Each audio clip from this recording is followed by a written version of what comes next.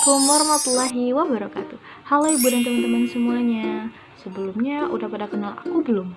Kalau belum, izinkan aku untuk memperkenalkan diri ya. Perkenalkan, nama aku Reska Fakiki dengan NIM 22233065 dari Prodi Manajemen Pajak tentunya. Aku dari manajemen pajak. Berarti pembahasan kali ini tentang perpajakan. Bener banget, hari ini aku bakal membagikan ilmu aku tentang materi pajak. Lebih tepatnya, materi aku adalah penagihan pajak. Oke, sebelum kita masuk ke materi aku yaitu penagihan pajak, kita harus tahu dulu ini, pajak itu apa sih? Ada yang tahu belum? Masih ada yang belum tahu ya? Gak apa-apa, sini aku kasih tahu. Tapi ini menurut pengetahuan aku ya, tidak apa-apa ya kalau sedikit salah, mohon dimaafkan. Menurut Undang-Undang Nomor 28 Tahun 2007 mengatakan bahwa pajak adalah suatu kontribusi negara kepada negara terhutang oleh orang pribadi atau badan yang bersifat memaksa berdasarkan undang-undang dengan tidak mendapatkan imbalan secara langsung dan diperuntukkan untuk negara sebesar-besarnya kemakmuran rakyat. Nah, khususnya rakyat Indonesia, karena kita tinggal di Indonesia. Nah, kita ambil di poin terakhir teman-teman. Tadi aku bilang yaitu untuk keperluan negara dan sebesar-besarnya kemakmuran rakyat. Berarti dapat kita simpulkan bahwa pajak yang kita bayarkan kepada negara tadi itu juga dibalikan untuk kita. Kalau boleh tahu, kenapa ya kita harus wajib bayar pajak?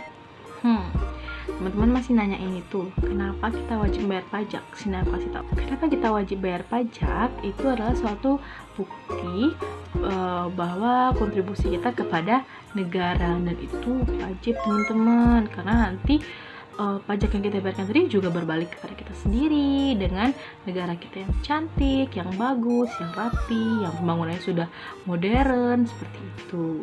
Nah, selanjutnya kita masuk ke materi aku yaitu penagihan pajak. Setelah kita membahas tentang pajak tadi itu apa, pasti teman-teman dapat menyimpulkan dong pajak itu apa dan harus wajib dibayar. Nah, kita kan ada nih bayar pajak 1 kali setahun, ya kan? Nah, pasti ada kadang teman-teman atau dari kita yang membayar pajak itu terlambat atau bahkan tidak membayar sama sekali. Sebenarnya itu nggak boleh teman-teman, karena nanti dapat surat-surat dari orang pajak. Di dalam penagihan pajak tadi terdapat 4 surat teguran kepada wajib pajak. Apa itu? Yang pertama adalah surat teguran, yang kedua surat paksa, yang ketiga surat perintah melakukan penyitaan, dan keempat yaitu pelelangan. Nah, jangan sampai barang kita dilelang ya teman-teman. Nah, sekarang kita akan membahas tentang penagihan pajak. Apa sih penagihan pajak itu, Ika? Penagihan pajak itu suatu tindakan atau suatu announcement atau warning, peringatan kepada wajib pajak agar melunasi atau membayar pajaknya. Karena yang kita ketahui tadi, pajak itu adalah wajib, teman-teman. Seperti halnya kita ambil dari kasus Ibu Budi. Misalnya Ibu Budi jatuh tempo pajak pada bulan Juli, tanggal 20. Namun Ibu Budi belum membayar pada tanggal tersebut. Berarti dapat dikatakan Ibu Budi sudah terlambat membayar pajaknya. Nah, dari kasus Ibu Budi tadi yang belum membayar pajak pada tanggal jatuh tempo, apa sih yang pertama kita lakukan? Apa yang tindakan pertama yang akan kita berikan kepada Bu Budi agar membayar pajaknya? Surat apa sih yang akan diberikan kepada Ibu Budi? Nah, dari kasus pertama tadi, Ibu Budi tidak membayar pajak pada jatuh tempo. Hal yang pertama harus kita lakukan pada kasus Bu Budi ini adalah surat teguran. Setelah 7 hari jatuh tempo Bu Budi bayar pajak masih belum dibayar dalam waktu 7 hari, maka pihak pajak akan memberikan surat teguran. Surat teguran itu kayak apa sih? Bentuknya gimana sih? Isinya apa aja? Dan apa tujuannya? Mungkin teman-teman banyak yang bertanya-tanya ya. Karena mungkin belum pernah dapat surat teguran. Sama aku juga belum, alhamdulillah.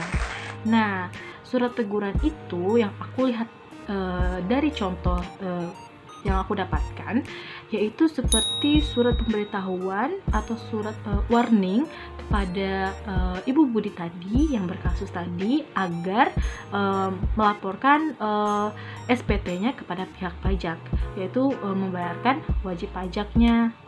Jadi dapat disimpulkan bahwa surat teguran ini yaitu surat pemberitahuan agar orang pribadi yang berwajib pajak tadi untuk membayar pajaknya yang sudah melewati jatuh tempo. Nah, kira-kira seperti itu teman-teman.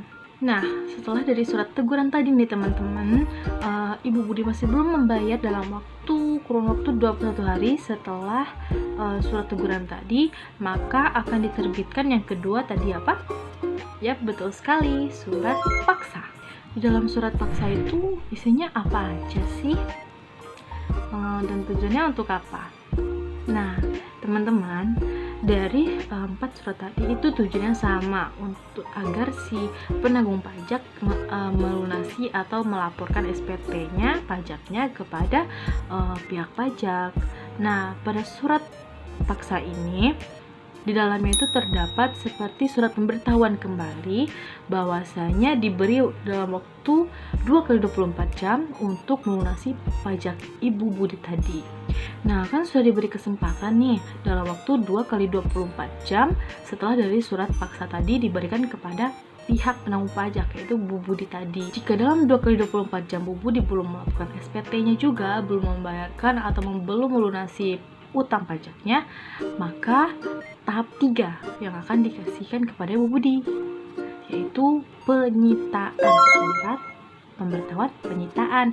Nah, sebelum dilakukan pelelangan yang keempat, kita memberitahukan Bu Budi surat penyitaan untuk wanti-wanti bahwasanya jurusita pajak akan melelang barang-barang Bu Budi jika masih belum membayar utang pajaknya. Pada SPMP ini, pihak pajak masih memberitahukan bahwa dari jurusita pajak akan menyita barang-barang si penanggung jawab pajak tadi, berarti Ibu Budi. Berarti jurusita pajak tadi akan mengambil barang-barang Bu Budi sebagai jaminan atau pelunasan dari hutang pajak yang tidak dibayar pada jatuh tempo yang telah ditetapkan. Barang apa aja sih yang diambil oleh jurusita pajak? Yaitu barang bergerak dan tidak bergerak. Nah, barang tidak bergerak itu apa aja sih? Nah, di dalam barang tidak bergerak ini termasuk tanah, bangunan, kapal, dan isi-isi kantor yang akan dilelang oleh jurusita pajak. Nah, yang kedua yaitu barang bergerak. Barang bergerak ini termasuk mobil, perhiasan, uang tunai, deposito yang berjangka, tabungan, saldo rekening, ataupun bentuk lainnya. Nah, jadi teman-teman, di surat penyitaan ini atau surat perintah melakukan penyitaan ini apa aja isinya tadi, yaitu barang-barang apa aja yang akan diambil oleh jurusita pajak dengan nomor-nomor yang ditetapkan. Nah, di dalam penyitaan tadi, jika barang yang sudah disita masih belum mencukupi pajak Ibu Budi tadi, maka pihak pajak atau jurusita pajak dapat melakukan penyitaan tambahan, teman-teman. Nah, setelah dari surat perintah melakukan penyitaan tadi atau SPMP tadi, dalam waktu 14 hari Ibu Budi masih belum membayar pajaknya yang telah dilakukan penyitaan, ya kan teman-teman? Nah, yang tahap selanjutnya yaitu adalah lelang atau pelelangan. Barang yang tadi akan dilelang kepada peserta lelang. Nah, setelah dari pengumuman lelang tadi, Ibu Budi masih belum membayar pajaknya dalam waktu 14 hari, maka pihak lelang akan melaksanakan proses jual beli barang yang telah disita tadi. Nah, itu dia adalah salah satu contoh dari kasus penagihan pajak ini teman-teman, yang dimana Ibu Budi tadi masih belum membayar utang pajaknya, padahal kan sudah diperingati bahwa pajak itu adalah wajib bagi kita sebagai warga negara. Nah, itulah materi penagihan pajak yang dapat saya sampaikan. Apabila ada kekurangan atau kesalahan materi, mohon maaf yang sebesar-besarnya. Sekian, terima kasih. Wabillahi taufiq wal hidayah. Wassalamualaikum warahmatullahi wabarakatuh.